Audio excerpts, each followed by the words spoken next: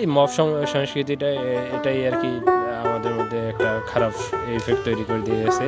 যুদ্ধ পরিস্থিতি আবার হচ্ছে, আর আমাদের দেশে এর ফলে হচ্ছে জ্বালানি সংকট। বিগত সময়ের চেয়ে বর্তমান সময়টা ভালো যাচ্ছে এবং খারাপও যাচ্ছে কিছু কিছু। নতুন কিছু করার জন্যে বা নতুন একটা উদ্যোগ নেওয়ার জন্য যেন কিছু করতে পারি লাইফে। আল্লাহ চাইলে আমাদের কর্মে আমরা এটা অর্জন করতে পারবো।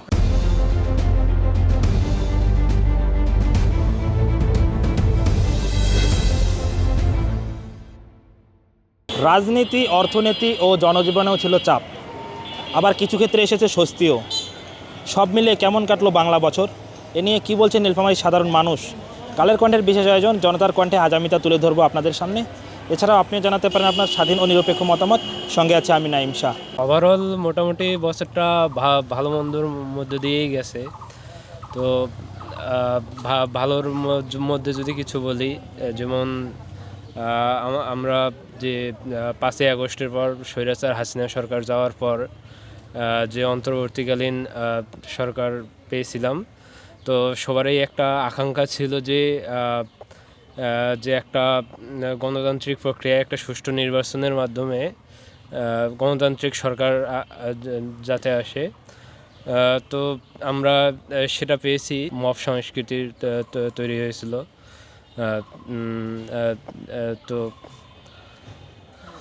তারপর আপনার এই মব সংস্কৃতিটা এটাই আর কি আমাদের মধ্যে একটা খারাপ ইফেক্ট তৈরি করে দিয়েছে।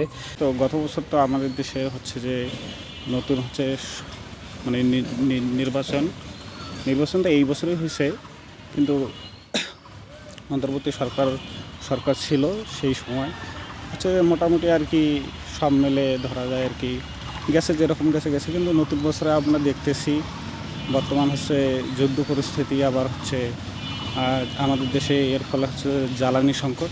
তা আমরা চাই যে নতুন বছরে যেন হচ্ছে এইসব সংকট যেন দূর হয়। নন ইনভার্টার এসির দামে ঘরে আনুন বিদ্যুৎ সাশ্রয়ী ইনভার্টার এসি।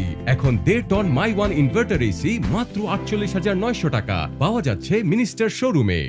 বিগত বছরের তুলনায় এই বছরটা বলতে কি যেটা গেছে, অর্ধেকটা সময় ভালো গেছে, অর্ধেকটা সময় মানে খারাপ গেছে, এরকম মিলেমিশেই গেছে। তবে আমি যেটি বলবো যে বিগত সময়ের চেয়ে বর্তমান সময়টা ভালো যাচ্ছে এবং খারাপও যাচ্ছে কিছু কিছু। নতুন বছর বলতে আলহামদুলিল্লাহ ভালোই গেল, কিন্তু আশা করি যে আরও বেটার কিছু হয় আগামী বছরে। কারণ বছর তো একটা হলো শুধু নাম্বার, এই নাম্বারটা পার হলেই যে নতুন কিছু হবে এটা কোনো মানে নাই।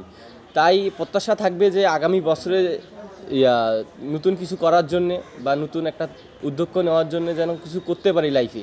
আলহামদুলিল্লাহ সব মিলে ভালোই গেছে। আল্লাহর শুকরিয়া আদায় করতেছি সর্বপ্রথম মহান রব্বুল আলামিনের দরবারে। তো গত বছর ভালোই মন্দ সব মিলে আলহামদুলিল্লাহ ভালোই গেছে, কিন্তু সামনে যে নতুন বছর আসতেছে অনেক ভালো প্রত্যাশা আছে, সেটা আমাদেরকে চেষ্টা করতে হবে, প্লাস বাকিটা আল্লাহর কাছে সাহায্য চাইতে হবে। আল্লাহ যদি সহায়তা করে এবং আমরা যদি চেষ্টা করি, ইনশাআল্লাহ আমরা সামনে সফল বা আমাদের মনের যে কাঙ্ক্ষিত আশা বা ফলাফল যেটা পাওয়ার আমাদের, ইনশাআল্লাহ আল্লাহ চাইলে আমাদের কর্মে আমরা এটা অর্জন করতে পারবো।